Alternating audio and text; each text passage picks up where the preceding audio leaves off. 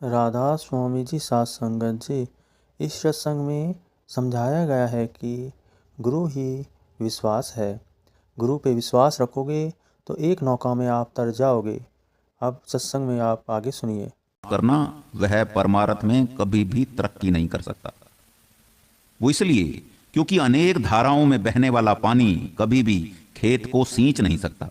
इसी तरह का एक दृष्टांत बड़े महाराज अपने सत्संग में दिया करते थे। ये एक किसान का बैल खो गया और उसने एक मंदिर में जाकर मन्नत मांगी कि अगर मेरा बैल मिल गया तो मैं 20 रुपए का चढ़ावा चढ़ाऊंगा। ऐसी ही मन्नत उसने अनेकों जगह जाकर मांगी। अब यहां पर सवाल खड़ा हो जाता है कि क्या उसे सभी इष्टों पर भरोसा था? नहीं, वास्तव में उसे किसी भी इष्ट पर भरोसा नहीं था। परमार्थ में उन्नति सब ओर से अपने ख्याल को निकालकर पूरी एकाग्रता के साथ भजन बंदगी करने पर आधारित है। तुलसी साहब की वाणी है कि एक भरोसा, एक बल, एक आस विश्वास। कहते हैं स्वाति सलिल गुरु चरण है, चात्रिक तुलसी दास। देखो, चात्रिक स्वाति बूंद का आशिक होता है। नदी, कुएं, पोखरे, तालाब भले ही पानी से लबालब क्यों ना भरे पड़े हों, वो प्यासा मर जाएगा, लेकिन यह पानी कभी नहीं पिएगा, क्योंकि वह जब भी पिएगा स्वाति बूंद ही पिएगा। ठीक इसी तरह जो असल में गुरु का शिष्य है, उसे चाहिए कि उसका ध्यान सतगुरु के उपदेश के सिवाय किसी दूसरी तरफ नहीं जाना चाहिए, चाहे हमें कितनी ही कठिन परिस्थितियों का सामना क्यों ना करना पड़े। कई बार बंदा कह देता है जी कंगाल हो गए, जी लुट गए, माया चली गई, सेहत चली गई, फलाना चला गया, ढिमकाना चला। विचार करके देखें, हम अपने साथ लाए क्या थे जो चला गया? क्योंकि जब हम पैदा हुए थे तन पर कपड़े भी नहीं थे।